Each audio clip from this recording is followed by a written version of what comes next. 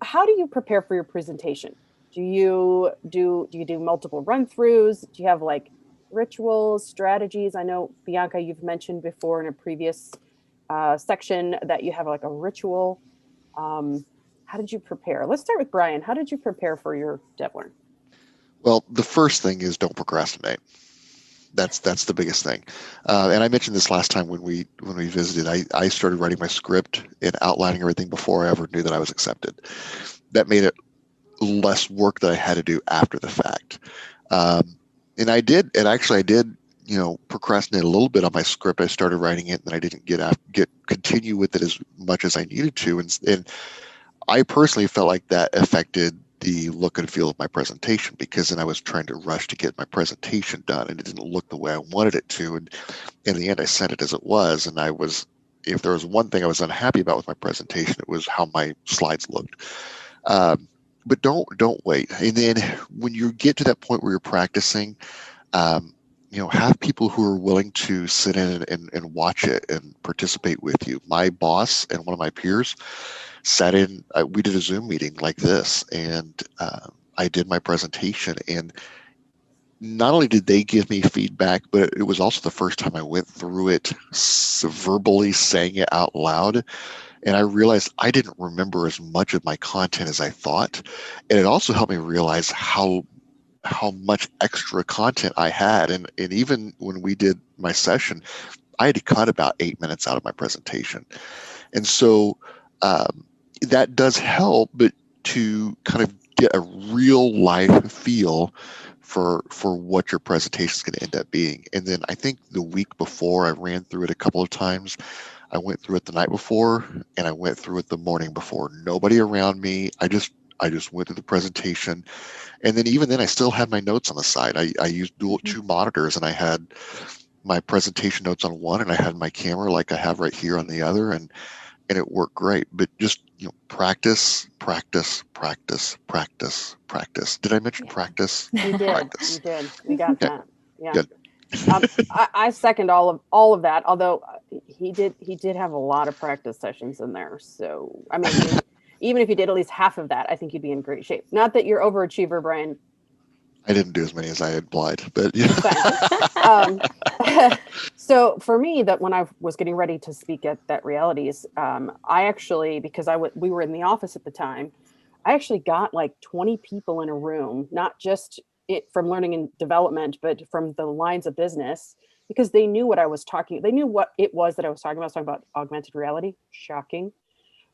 So they knew what it was because I had implemented it there. So I got them in a room. They all gave me an hour of their time.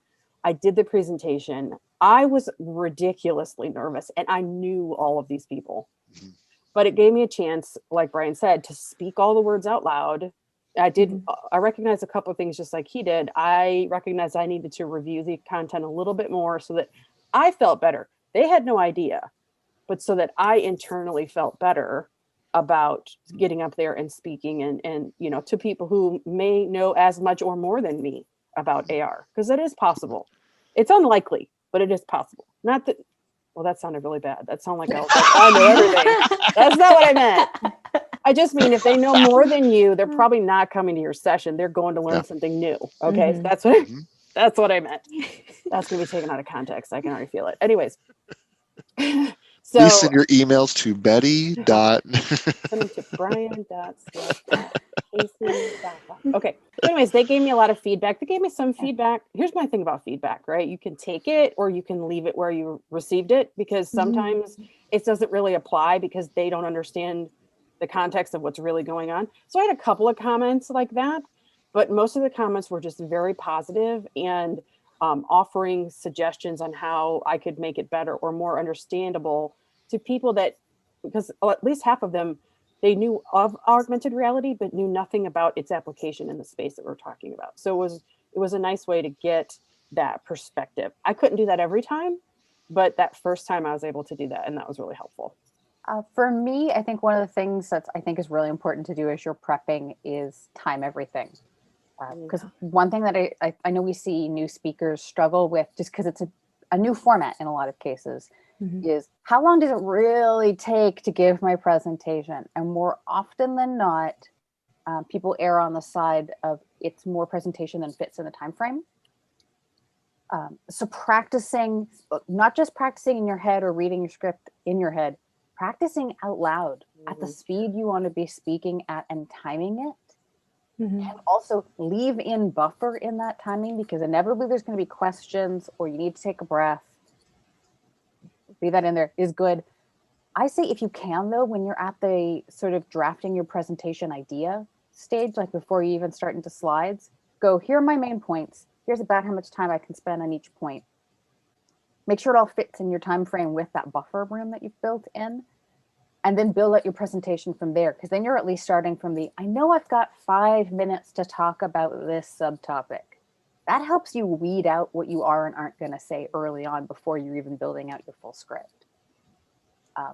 For me, much like Brian, I am in the, I like practicing a lot beforehand. And this is years and years into doing talks. It's the thing that makes me feel comfortable. That is not going to be where everyone is. I go to like Steve Jobs level sometimes with delivering my full presentation out loud over and over again. That's what makes me feel comfortable. Some people feel like they don't need to prepare at all. I will acknowledge that there are a few presenters who need to do very little before they jump on the stage. A lot of that has to do with their comfort with the material and the specific topic they're talking about. If you're a new presenter, though, err on the side of caution. Don't assume that's going to be what works for you. It might eventually, but do the practicing a lot first and see if you can just whittle that down eventually, rather than just going, nah, I don't need to practice. I got this. Yeah. Great. Would you recommend videotaping yourself and watching your recordings? That really works for some people. I don't know that I've done it since I was a student teacher, but as a student teacher, because I used to be a classroom teacher, it's what they had us do when I was doing my teacher training program, so that you could get a better sense of what you look like from outside your own self. It's weird. It's not bad. And I've watched recordings of my presentations since. It's still strange. But you pick up on stuff you wouldn't have seen otherwise. So if you can, give it a try. I will play devil's advocate on that. I think it is good, and I would agree with Bianca that some people it is good for. Yeah. I cannot do that. And the reason I cannot do that is I do see things that I need to fix, and I become conscious about that. But then I almost become obsessive about that, to the point that I'm afraid of what I'm going to do. And then that takes over what I have in my head. I'm thinking less about what I'm saying, and I'm thinking more about, oh, I hope I don't say a whole lot, which I do. And if you watch my presentation, you'll see that I say a lot.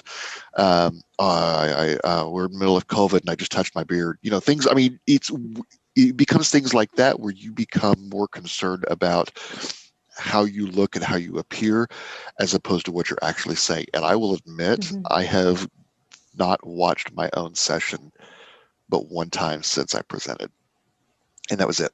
And that was enough for me. I can't do it again. So I do agree that some people would benefit from that. And I would encourage you to at least try it one time or a couple of times. But if you do that, be very conscientious about what you're focused on. Yes, you want to manage the number of as you say, and you want to manage your time, but don't get so concerned about my collar was crooked on my shirt, things like that, because you will get to that point. If you're like me, you'll get to that point, and that will become your primary concern as opposed to what you're actually saying. Yeah, I don't want to go down a rabbit hole. Yep. Where it psychs you out. It can be really helpful for helping you understand what your body language is as a speaker. And that isn't even necessarily helping you correct mistakes. It's kind of getting to know yourself as a speaker. Do I talk with my hands? Do I tend to pace? Do I go up and down the aisles? None of those are necessarily in and of themselves bad things. It's just kind of interesting to discover about yourself. Yeah. I make faces. Oh, do you not see my faces constantly? Constantly. It's just, I just have to accept it about myself. Do you have a particular style or theme or progression that you like to follow? And if so, how long did it take you to develop your style, and any tips for helping us develop our own personal presentation styles?